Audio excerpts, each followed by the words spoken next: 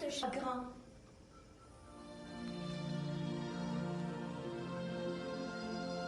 Parcourir les cieux,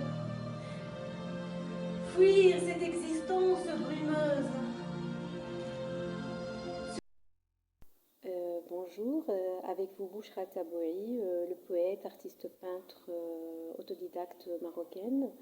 Ravie de partager avec vous ma nouvelle expérience sur le théâtre. Et pour répondre à vos deux questions, la première, quel est l'impact du théâtre sur ma propre poésie?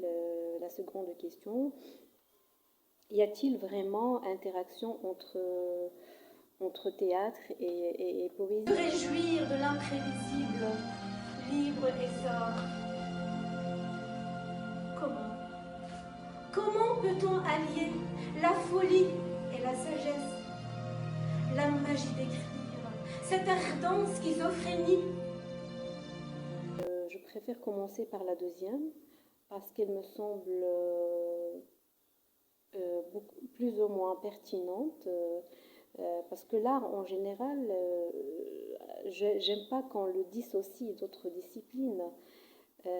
Il est interdisciplinaire et sur scène, la musique prend une autre allure, une autre forme, parce qu'elle déclenche le chant et le chant, pourquoi pas, il engendre la danse, qu'elle soit par exemple chorégraphie ou ballet ou d'autres types de danse.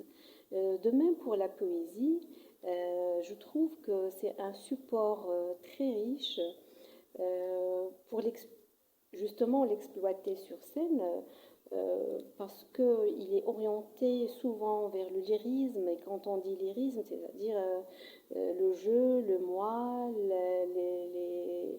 les sensations du poète, de l'être.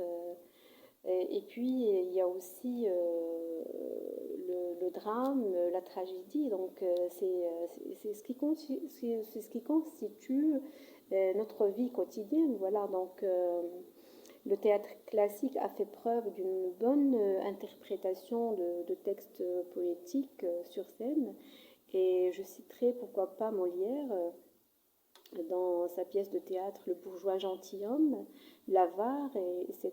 Donc ça a été vraiment des coups de cœur.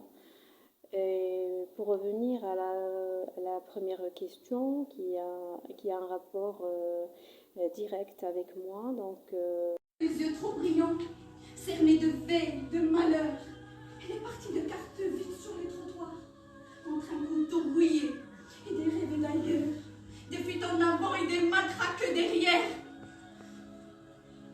Quand c'est l'heure de boire, un lampe sur la natte, et que mon enfant fleur apporte les enfants et verse sur mes mains l'eau qui les lavera.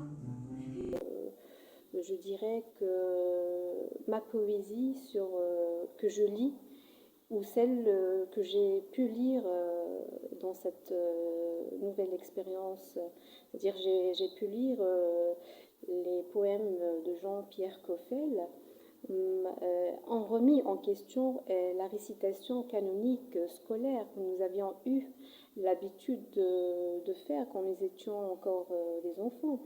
Donc là, c'est une nouvelle lecture, une nouvelle ouverture pour mettre en valeur l'intonation, tout ce qui le geste, l'exaltation de sentiments, la focalisation sur les thèmes présentés sur le support lui-même, qu'il soit poétique ou qu'il soit en prose.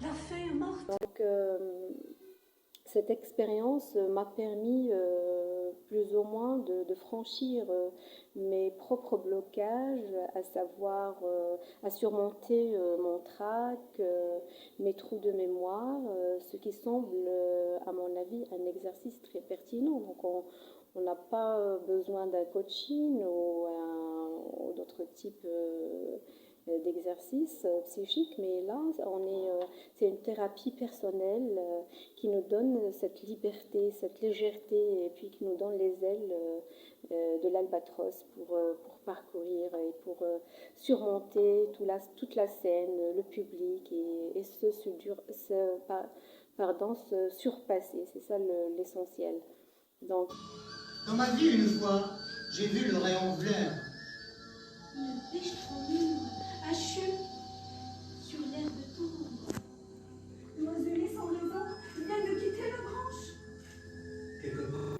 Voilà, je trouve que c'est une aventure culturelle très très enrichissante, ce qui m'a permis de conquérir d'autres disciplines artistiques. Et voilà, donc je suis vraiment très satisfaite, et je suis tentée pour renouveler aussi cette expérience.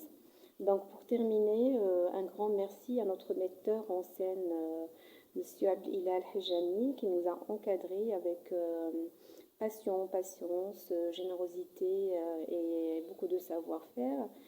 Et sans oublier bien sûr tous les membres qui ont contribué à l'édifice.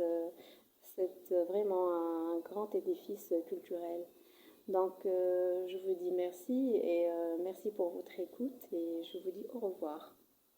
Quand c'est l'heure de boire, allons sur la natte, et que mon enfant fleur apporte les enfants et verse sur mes mains l'eau qui les lavera.